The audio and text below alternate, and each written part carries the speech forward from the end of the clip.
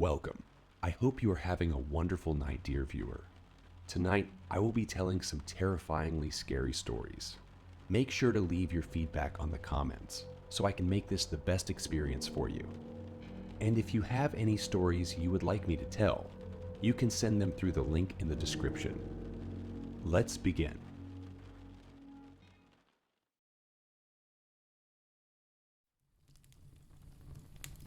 I'm Officer Bradley. I retired from the force 10 years ago at the ripe age of 50. I'll begin with a story from my 20 years as a police officer that stuck with me like a deep thorn. January 17th, 2005, we got a call about a woman who had locked herself in her bathroom. She said her boyfriend was trying to kill her. My partner Mason and I arrived at a house on the end of a street. The lampposts flickered yellow, and the wind danced the trees and bushes. The clouds were thick and the air ice cold. We took position at the front door. We knocked. "Police, open up!" Only the sound of wind chimes. Mason kicked the door open with all the force he could muster. We scanned the house downstairs. No one in sight. Clear. "You hear that?" I said. Mason looked up at stairs. Gentle cries. A woman. So subtle and as if muffled behind a door in a room. "Thought she was supposed to be downstairs," said Mason. We made our way upstairs. "Ma'am?" "It's okay," I began. "You're safe now. No one's gonna hurt you." The crying stopped abruptly, as if someone hit pause.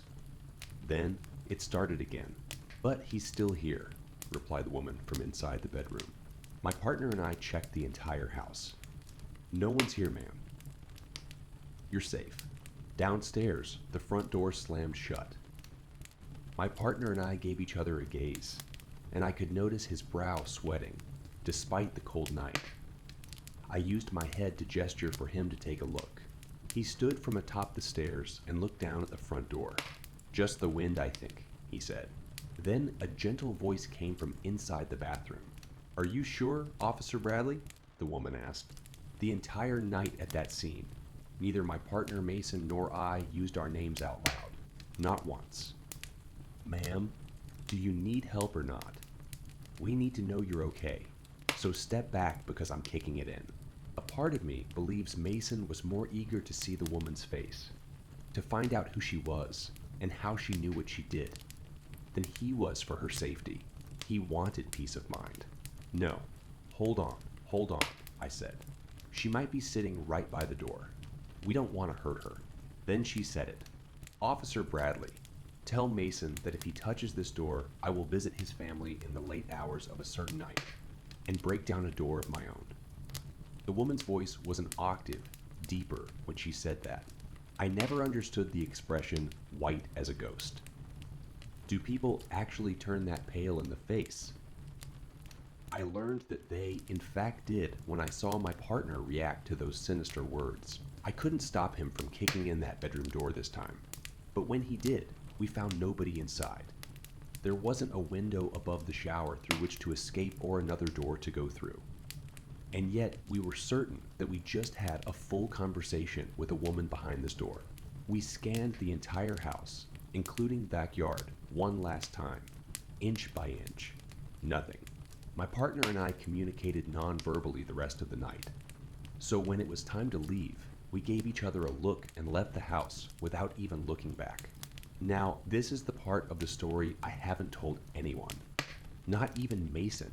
We were sufficiently disturbed. So I didn't want to tell him what I'm about to tell you.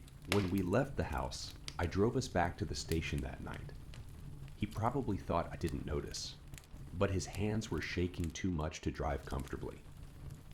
He doesn't drink coffee. As I reversed the cruiser out the street, Mason didn't look back at the house, but the truth is I did.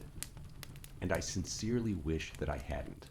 I looked and squinted at a garbage can by the side of the house to see a strange dark figure kneeling by the gate, as if watching us leave.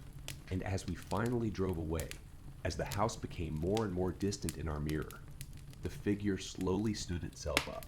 And I'll swear even today that as it stood up, it didn't stop rising until its head peeked over the roof of that 2-story house. My partner John and I were dispatched to a bar around 11. 12 p.m. There's someone crying in the dumpster. That's what the caller told the operator. John lowered the passenger window and stuck his hand out as I reversed our cruiser from the diner. This is what we gotta cancel our lunch break for. I'm calling it now. Just some drunk guy. We arrived at the bar and saw a woman waiting by the entrance, smoking a cigarette, her shoulders to her ears. She took a last puff and pressed it against a brick wall. "He's over there," she said, raising her chin towards the alleyway. "I just want to close the bar up and get home already. These homeless people, I don't have time for their games." John seemed to agree as he leaned against the cruiser, arms crossed, yawning. "Okay," he began. "We'll take it from here. Head on home, ma'am." As she walked back to her car, the woman stopped and looked back. "Oh, and by the way, he keeps apologizing about something. I don't even know, fellas. Probably drunk, but very emotional about whatever he did." The streets and sidewalks were empty, except for stray cats and dogs and a skunk or two. The stench from that alleyway was like moldy cheese, not to mention alcohol and urine. It all comes with the job, of course. Would I prefer the title of an FBI agent who battles white-collar crimes under the aches of his cubicle? Yes, but this job had thrills of its own, ones that never bore. I gave John a look. "You want to get in there? Do your job?" "Me? Come on, officer," he joked. "You're supposed to take me under your wing. All those years of experience, I could learn a thing or two from your old ass." Okay, fair enough. Just thought your bald spot would reflect the moonlight and blind the suspect for us. Make our jobs easier, you know." We made our way between the buildings, where there was only black. The sodium street lights casted our shadows onto the wall, like a couple of armed men pursuing a burglar in a cartoon. John cursed when he stepped into a puddle and turned his flashlight at the ground. "Wait," I said, my hand on his chest. "Hear that?" We listened in. Drops of water fell through a drain and splashed deep underground. A family of rats scratched somewhere in the corners. Crispy leaves brushed against concrete, and a mysterious man sobbed. That woman was right. This man was sincere in his cries. We couldn't understand most of what he uttered, not least because he was hiding and speaking in gentle whispers. Still, the words "I'm so sorry" and "God forgive me" were audible and repeated. There was something off about the man's voice. Perhaps it was slouchy because he was drunk. Each word was droopy, falling off his mouth like a bowling ball rolling over a cliff. I flashed my light his way and saw his hunched shadow. But not him. He pulled patches of hair from his head as he rocked back and forth on the ground, leaning his back on the dumpster. His cries and wails, although low, were the stuff of nightmares. They stiffened my bones and put me on alert for any sudden movement on his part. And I could feel the same happening to John, who was following close behind. I tapped my shoes against wet concrete. "Sir?" He ignored me and rambled on. "We got a call from a concerned citizen. Said someone was crying in the alleyway," I said. Still, nothing. I looked over my shoulder. "Johnny boy, now's your chance. Go help the man, and let's get out here." John hesitated a moment, then flashed his light at the man and approached him. The man moved so that his back was to us, and we could see the missing hair from his head, but we still hadn't identified him. All the information he gave us were his constant apologies for some crime he claims to have committed. "I'm so sorry. God, please forgive me." John squinted and leaned towards him. "You see that?" The man's earlobes were wrecked. Suddenly, a scream. Not from the man, but from across the alleyway by the park. We rushed towards it, leaving him behind. We ran towards what we believed was an actual emergency, an actual situation that needed our attention. But the truth was that my partner and I were glad to have an excuse to get the hell out of that alleyway, and as far as possible from that man. When we reached the park, we found a woman, panting and crying with a barking German shepherd at her side. Her hands cupped her mouth and nose as she retreated from the dead body on the ground. Some poor old lady lay on the park pathway, her face missing. The jogging woman suddenly let out another blood-curdling scream as she jumped and pointed at someone behind us. It was the man. He followed us from the alleyway, and when we saw him, we knew why his words sounded slouched and muffled. We knew why he apologized over and over again. We knew now what he had done. "Please, I didn't mean to," he yelled, grabbing at his eyes and limping towards us. The man had somehow stitched someone else's face over his own, and it looked like that of a woman's. An older one. We put 2 and 2 together and arrested him for the woman's murder. He cried and yelled and even charged the paramedics, proclaiming his innocence even after confessing. He said he was forced to do what he did, claiming that if he hadn't, then the man in the sewer would come for him. When John and I finished our reports that night and got back into our cruiser, there was silence. I knew then that he was a changed man. This rookie, myself, not so much, but although I had experienced these things before, they never failed to petrify me. I knew of the sleepless nights to come from this experience. I gave John a lecture with the side of my eye as I turned the key and drove us out of there, opening his window for him. "Have some fresh air, buddy." But he was expressionless, and with each street light we drove under, I saw the sweat on his forehead and around his eyes. I didn't tell John what I'm about to tell you. When we finally got in the cruiser and reversed out of there, I saw something. John couldn't get in the car and slam the door quick enough, but I took my time, and by doing so, witnessed it. As I put my hand on the driver's side door to open it, I caught a glow in the distance. Down the street, I saw a pair of glowing eyes descend into the ground, back into a sewer, closing the cap over itself. Despite my skepticism, I've always been a fan of a good horror story. A few weeks ago, I stumbled across some reviews online about a supposedly amazing new horror novel. I'll copy 2 of the reviews that stood out the most to me. Do note, I edited the reviews slightly to fix spelling and grammatical errors. Creepy and disturbing. A Redacted is a fantastic novel, worthy of at least one read. It explores the psyche of the human mind, and our approach to things we find creepy and supernatural. The author did a fantastic job setting up a story and tearing apart the mind to explore our deepest, darkest fears. I won't spoil too much, but I highly recommend purchasing this book before it's too late. Too late? Why would it be too late? Even if it sells out in a few months, second-hand copies will show up all over the place. There's never a perfect time to read a book. As for the second review, do not touch this book.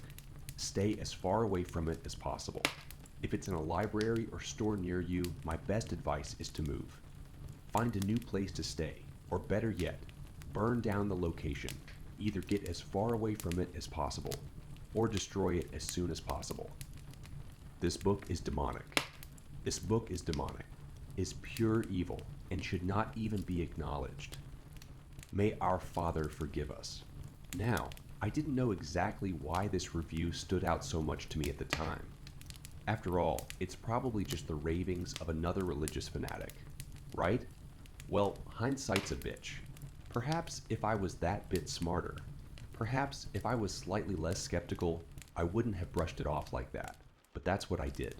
So, being a fan of good horror, I decided to purchase the book. It took rather a while to get delivered, to the point I had almost forgotten about it. The day it did arrive was a strange one. An unmarked black van pulled into my driveway. Now, while I'm skeptic of supernatural dangers, I'm all too aware about the ones that the real world presents.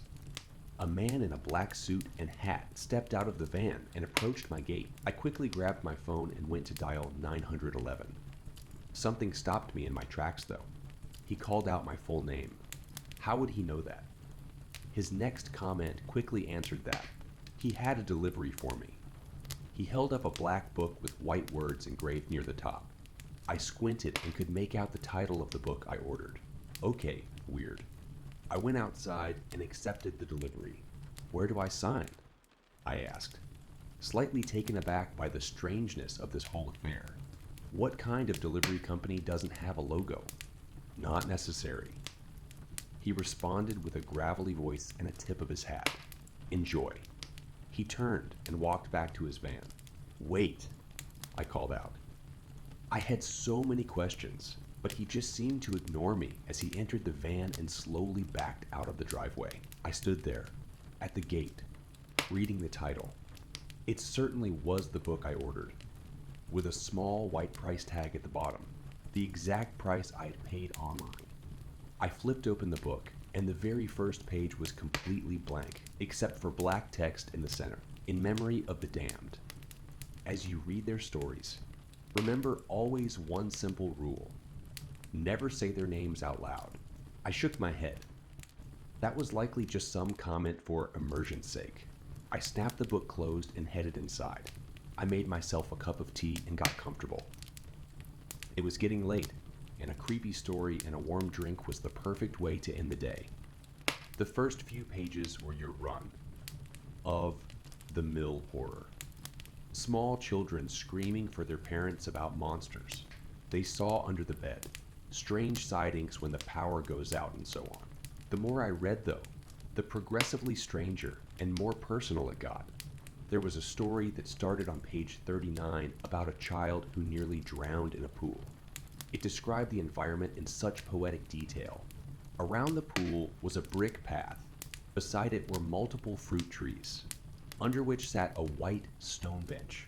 The environment sounded so similar to the pool in my parents' old place. I chalked it up to coincidence until the child was named. In a moment of shock and awe, I read the name again out loud. Was this story about me? I continued reading, and it described a banshee-like creature with long black claws dragging the child into the water by their ankles. I remember that. No one believed me. I just went in too deep. Wasn't ready.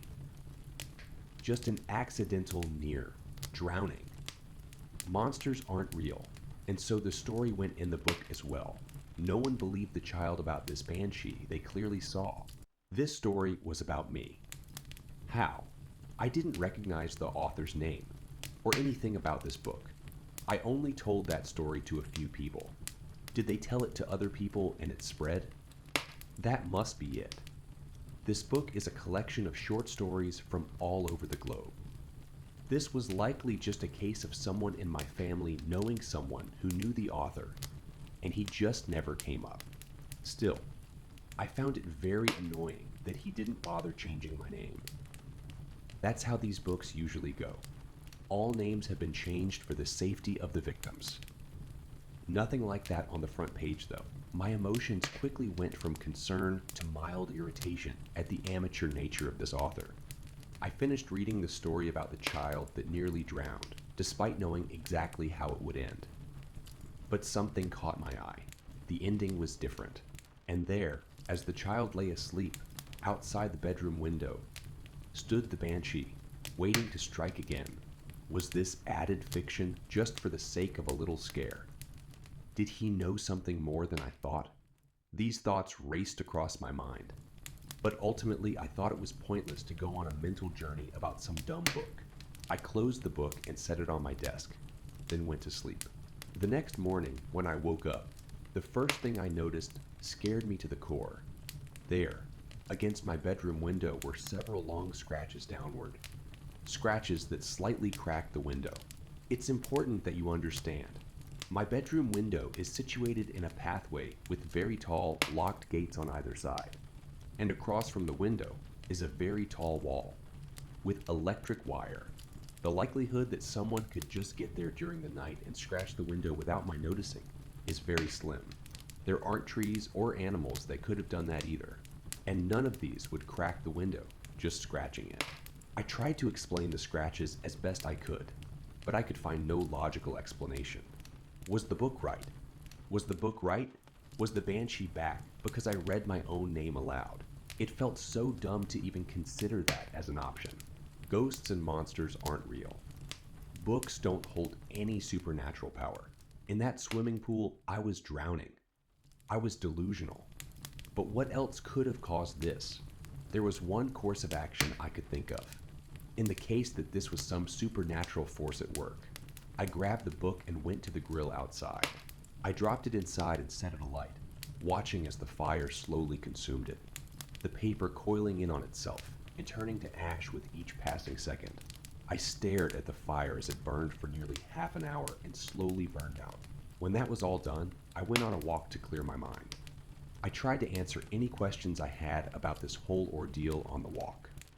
I couldn't. Some of it just didn't make any sense. When I finally returned home, I went to my study with the intent to get back to work. I was halted in my tracks by a most disturbing sight, however. There, sitting on my desk just as I had left it the night before, was the damn book. The same one I burned. Did someone see me burning it, then sneak in and replace it while I was out? Once again, that would be very difficult considering the secure nature of my home with all the locked gates and electric wire. Perhaps this was just a very determined prankster. When I was younger, I did have a friend who would do these sorts of things all the time, though he passed a few years ago. Perhaps he had minded friends, and they thought this was a fun way to pass the time. I flipped open the book to read that rule again, in memory of the damned. As you read their stories, remember always one simple rule. Never say their names out loud. Was that first line supposed to mean something? Were they referring to this old friend? If this was a prank, I had to hand it to them. They certainly put in a lot of effort. Slightly disturbing using a person's dead friend to play a joke on them, but that's the way of some people. Once again, a small spell of paranoia poked at the back of my mind. If at all this was supernatural, I had to get rid of this damn book. I grabbed it and decided to go on a drive. My town is surrounded by very large mountains, and somewhere on those mountains are deep rivers. I drove up to the mountain gates. Locked. No matter. I got out of the car and climbed over the gate, then made my way up the path. I didn't notice it at first, but the sun was setting, which meant the night animals would be coming out soon. At least I knew to expect strange noises. As I hiked towards the river, I felt a very chilling sensation across my body, as if the winter had come early. That was very strange, given it was the middle of summer. I chalked it up to the nightly air and continued on my way. After about an hour of hiking, I finally made it to the river and dropped the book in the water. My eye caught something that made my heart sink.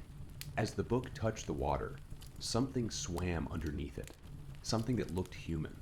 At this time of day, there's almost no one around, and less so anyone swimming. I tried to make my way back to the car as quickly as possible, trying to ignore what I saw. There was no logical explanation outside of the supernatural. None that I could come up with anyway, and I did not want to accept the latter. The drive home was unnerving, to say the least. My mind stuck on that one moment. What was under that book? Was it just some random person swimming? Was it something else? I couldn't sleep that night. I tried and failed. The tapping on my window kept me awake, but I dared not look to confirm my suspicions. I kept my back to the window all night. Once the sun started to rise, the tapping stopped. Days turned into weeks and weeks into months. I never touched the book again, never even looked at it. I hoped that it was all just a bad dream, that somehow all of this was just a figment of my imagination, but deep down, I knew it wasn't. Now here I am, recounting this story to you.